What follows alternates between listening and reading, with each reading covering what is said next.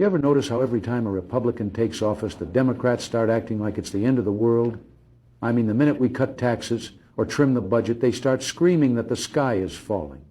Now, don't get me wrong, I admire their consistency. If the stock market surges, they say it's just helping the rich. And if it crashes, they say, yep, that's what happens under Republican leadership. And don't even get me started on foreign policy. A Republican president could be shaking hands with world leaders and signing peace deals, and they'd say, it must be appeasement.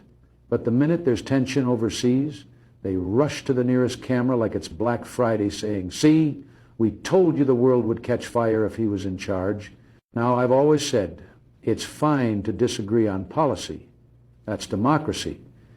But if your best shot at winning is hoping the American people lose, well, maybe you're in the wrong country.